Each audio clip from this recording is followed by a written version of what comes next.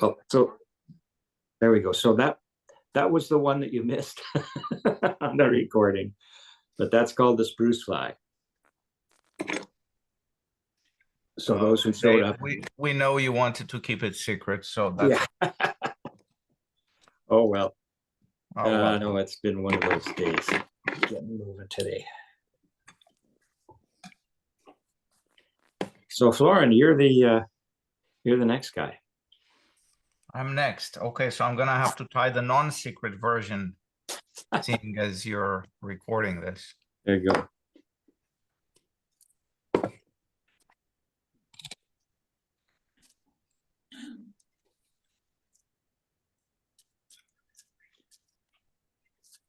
This is something I told you last time I picked up from this book of Vancouver Island patterns, and it was called the Frozen Shrimp.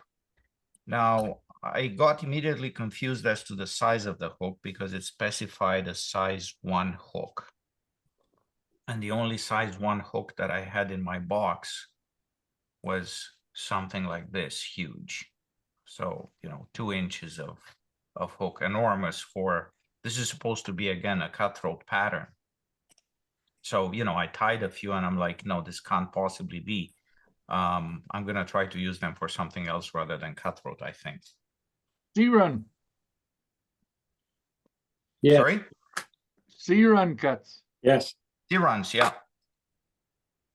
Not the regular cutties. Those are fished with dry flies. I would think they'd be able to take that fly. We don't offend them with such monstrosities. So anyway, I was looking for substitutes and something that felt a bit more of a reasonable sized hook.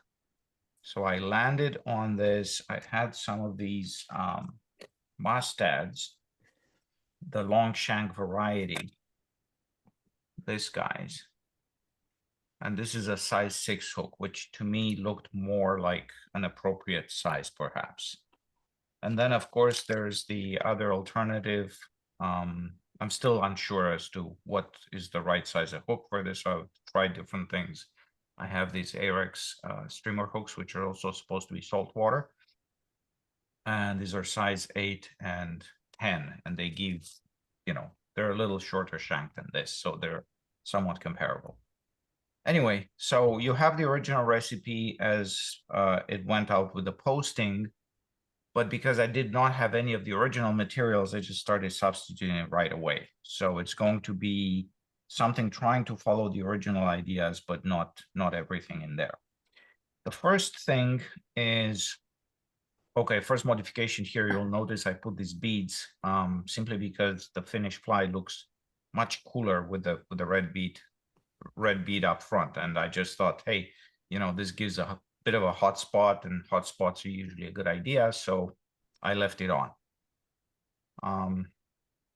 These beads, by the way, next door to Robinson's, these are size 6/0 beads, whatever that means.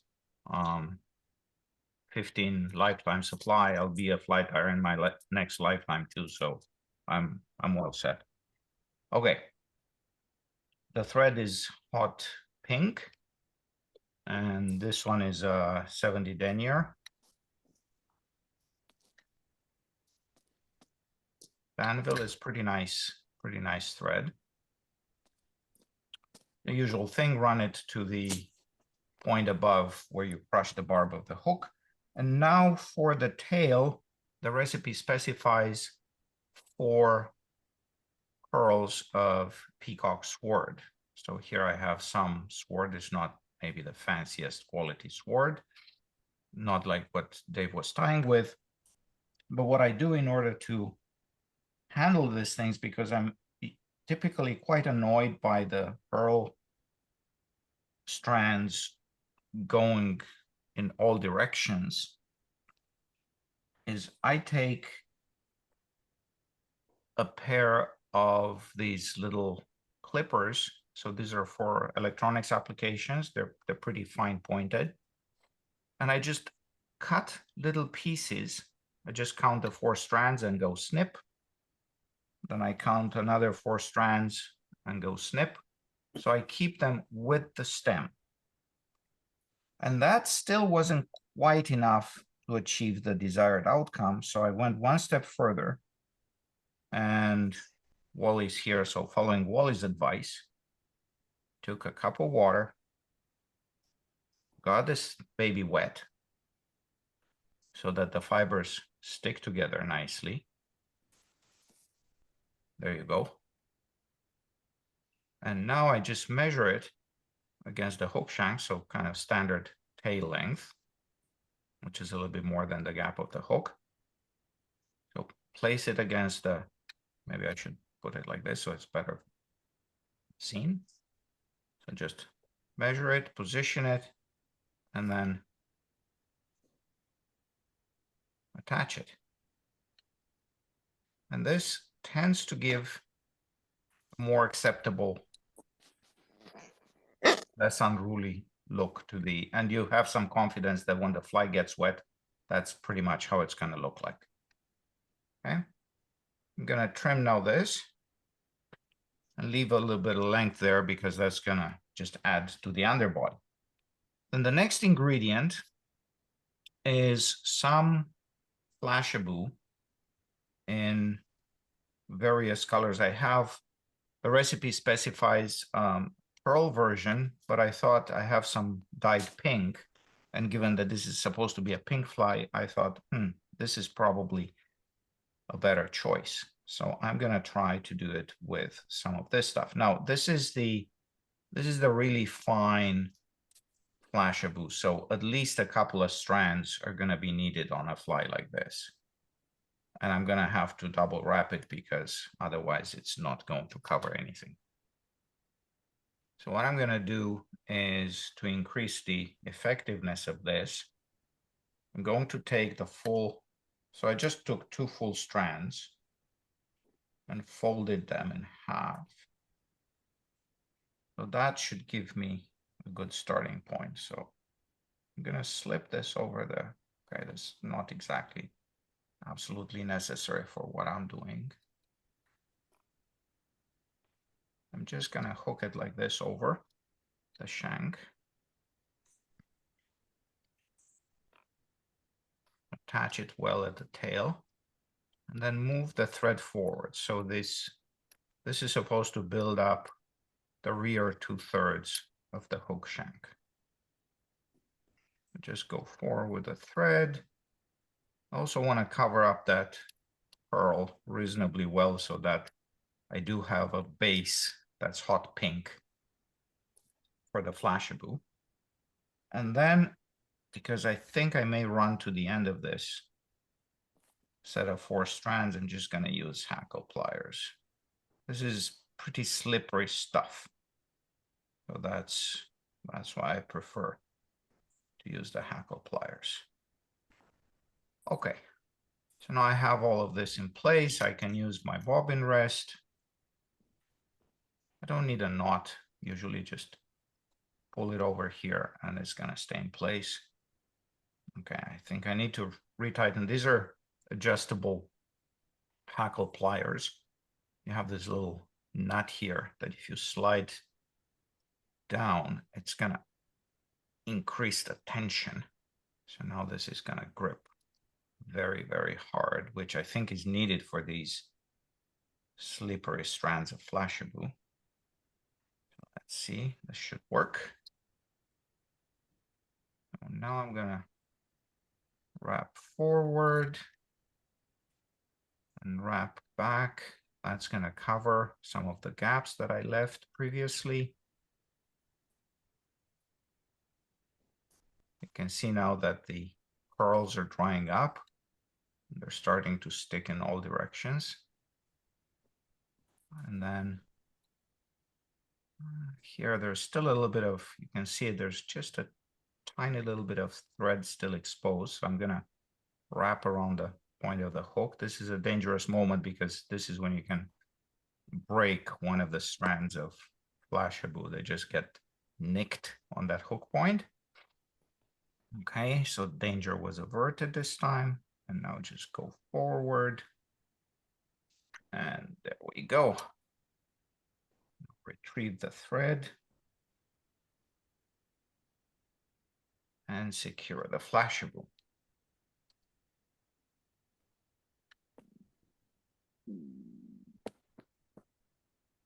So that would be one way to do the rear. The front, I'm going to do the same in each instance, so I'm not going to do any variations there. So now you put a front part of the fly on and you're done. Okay, I'm going to show you something that I think looks pretty nice as an alternative to what I just did. I'm going to take a same hook, same bead. So that part of it is same idea. And same thread.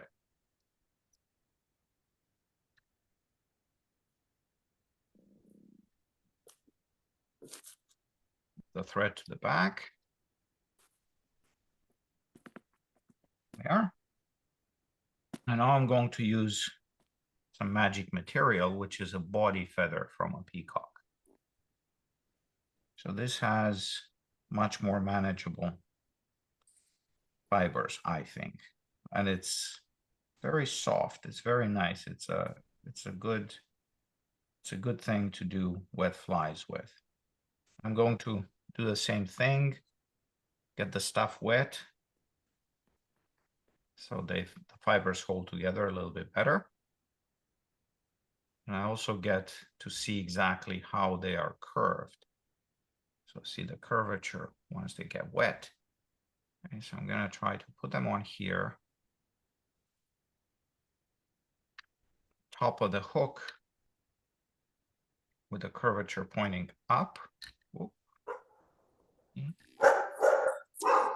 Something like this.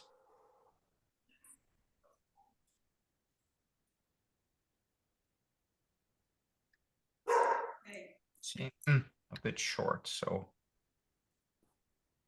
I can either just undo a bit of the thread or just undo the thing completely. If I undo just leave just one turn of thread only, I can always pull back a little bit. The weight of the bobbin is enough to hold the material in place. There you go. Okay, so this looks a little bit more satisfying as far as proportions go. And then trim this and move on to the next stage, which is doing the rear 2/3 of the shank. And I found through experimentation that one material that I really like the look of is laser wrap or edge bright. I have this stuff usually when I buy it, I pre-cut a bunch of strips. So these are fairly narrow, like, I don't know, 2-3 millimeters wide, no more. And to prepare this for tying in, just cut the end at a little bit of an angle to give it a tapered shape like this. Okay. And I'm going to tie this on. Right at the tail. Right here.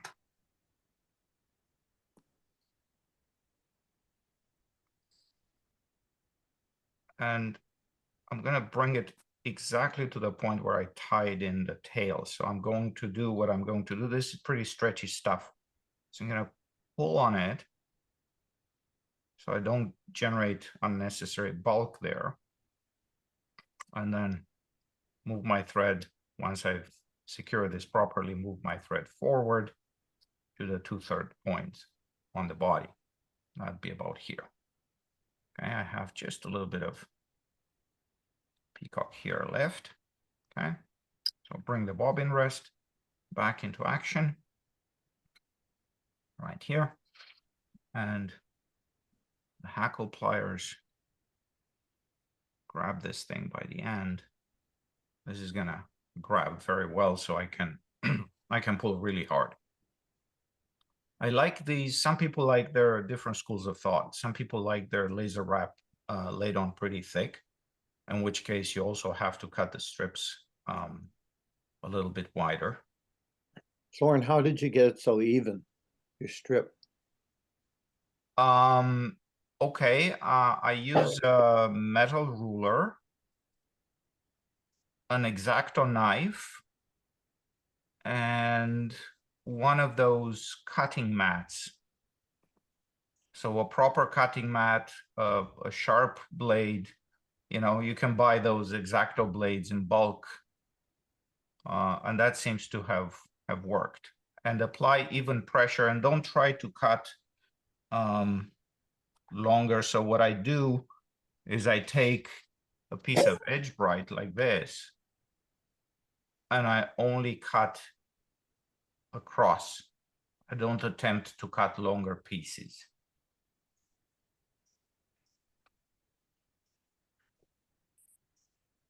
And watch your fingers, because that's a dangerous process. Okay, so pull on this. Make sure that the first strap covers the thread. And then go in slightly overlapping turns and form a nicely segmented body. If you want more glow, although it's a fair bit more work, you can put a layer of silver tinsel underneath, and that really makes this edge bright glow. You can also reinforce this with a rib of silver wire, which also gives extra sparkle and shine to the whole thing. Okay, so now I've gone a little bit too far almost. I should stop. So once you have the body in place, just secure. A couple of turns on this side, and then move the thread up front.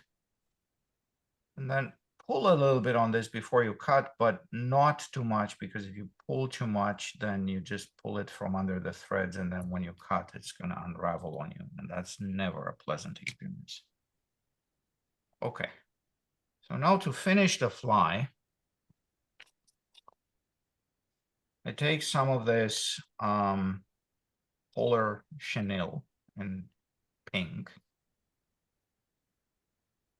I could probably use a little bit longer stuff, but this is, I think, at that kind of at the limit for this hook size. I think you can also get away with getting some stuff like I don't know, some of this angel hair or some other pink long fiber, and put it in a dubbing loop and create a bit of a wing that way.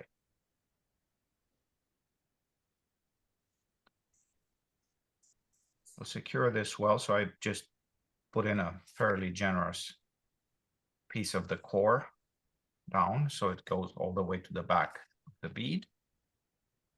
And I keep this in, and I find that this polar chenille stuff, it's actually easier to wrap by hand rather than using the rotary vise. The problem with it is that those fibers, they just go all over the place, so they're not very easy to fold back, even if I'm gonna try it by getting them a little wet here. That does sometimes help. I got some water on my fingers, and I'm using the wet fingers here to fold this. You just tie it in like a wet hackle. Fold the fibers back. Try not to catch any of them with a thread if you can. It's an imperfect process. There you go, like this. Fill in the space behind the bead carefully, so you don't, otherwise the fly is gonna look like it's choked there somehow. It just looks awful to me.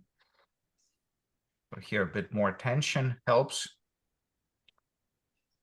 Pull down the core right in there, in that little gap. So then once you fill that gap, Now you have to create a little bit of space for the thread to go in. So I'm gonna get these properly wet. Hopefully they'll stick together and will give me a chance to put in the thread. There you go. I do three nice turns of thread and move the thread forward. And then trim this as closely as I can get in there. Okay. But the original recipe calls for a little bit more Flashabou on top of all of this. So what I'm going to do is I'm going to take, I have several options here. I have the Mirage Flashabou. I have this ice blue, which is more of a pearl with a bit of bluish reflection to it. This is pretty nice stuff. It's also quite fine, and I don't think I would want a stiff wing here. So I'm gonna put a little bit of this. So let's see. It's also a little bit difficult to work because it's quite transparent. And so it's not always easy to see if you've got one strand or two strands or however many strands you've got. So I'm going to take 2 strands of this stuff and cut it off.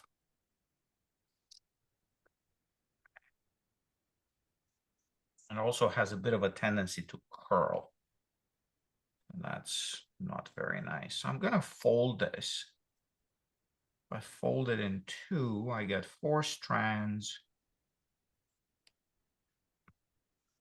And then if I fold it in 4, I'm going to get double that.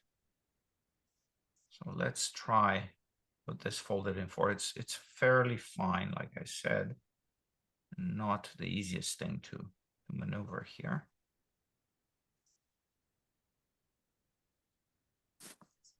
And it's a little bit uneven. So I'm gonna take it here and lay it on top of the shank, right behind the bead. And pull on it a little bit. And measure to somewhere where the pink fibers are going. So that would be about here. And that also gets rid of some of those curly ends. Okay, now I have a bit of a mess at the head. So the way I'm going to deal with that is to make sure that this is well locked into place. I fold back those little stubs, and then I'm going to cut them. Don't let go, so they don't get mixed in with the other fibers. Cut them and then cover if there's anything left there, just cover it with thread. And it's time for a couple of whip finishes. It's whip finish number 1 that gives you another little hot spot of thread right behind the bead. There's the fly. Let's try to dunk this in water properly here to see what it's going to look like. There we go. Now, if you're pulling this through water, it's going to streamline to something like this.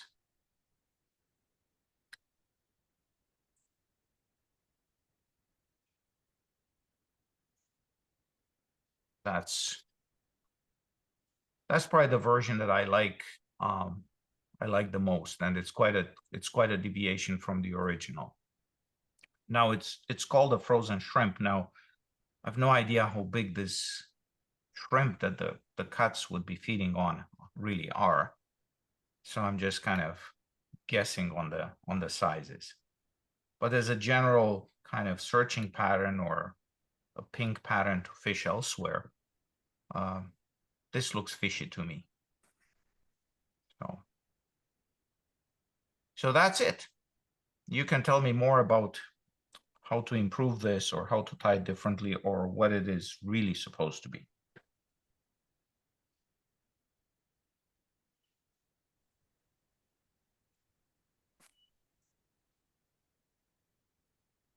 That might be a good coho fly too. I'll give it a try this year. I was wondering if I may ask a question about the hooks. Stainless steel and such, if you lose a fish with the hook in it, it doesn't corrode. It sticks with the fish. What happens to the fish when he's floating around with a stainless steel hook in his face? It can't be good for him. I tend to use oversized tippet, if I may call it. And so when it comes to trout, I have hardly ever lost hooks in fish. Hardly ever. When it comes to salmon, I think you just have to walk the banks after the salmon have died and pick the leftover flies. I think some people do that. Yeah. Sad. I'm thinking more of the sea runs. They would wander around with a stainless steel hook. I think it's an abomination, personally. There are just plain steel hooks that would be better for the fish, a higher survival rate. But I guess that's meaningless. Okay. Well, my question is how many hooks do you actually lose in fish? It happens. I don't count them.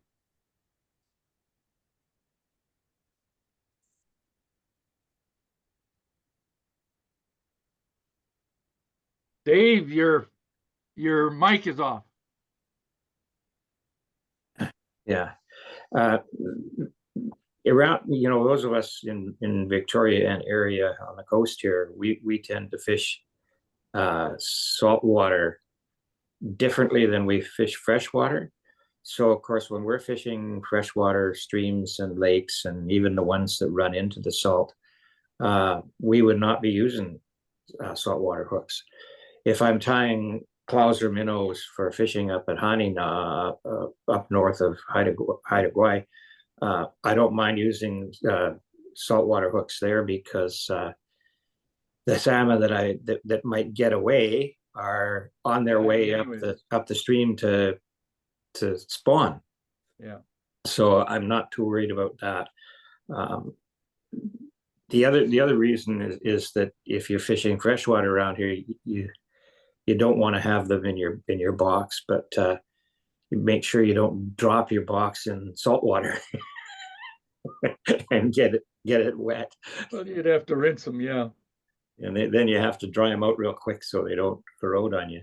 But most guys that are going to fish salt, they're using a saltwater box for their flies, separate from the freshwater box that they're using. And like you say, the only concern I would have is if you're fishing for sea run cutties, then you might want to think about tying those on a freshwater hook, which is what I used for this is a freshwater hook. So it's not. And again, everything's debarbed because anything we're fishing here in the salt, if you're fishing in the tidewater area, you have to let everything go. You know, the sea run cutties. So you don't need a barb. So you're hoping that the hook's going to work out if you do lose one. So I always debarb everything that I'm going to use for freshwater and for estuary. Better chance the fish is going to get rid of it if it happens to break off. It's different when you're fishing just freshwater. I wouldn't use a saltwater hook in freshwater. I hope not. Yeah. The Atlantic salmon hooks, when you try to break off the barb, they break the tip off. Yeah. Hence, as I said, I've got this guy here, which is a little equivalent of a Dremel tool with a burr on it.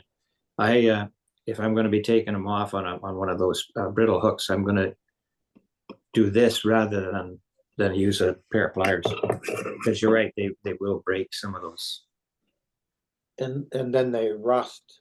Yeah. too. Yeah, but Once you take the grinder to them, they'll rust in Yeah. fresh water. Yeah. Anyways, thanks, Dave and Florin. okay, no problem. Okay. We'll just kill the recording here. Thanks, guys. So Wally, what kind of dog do you have? A Ridgeback?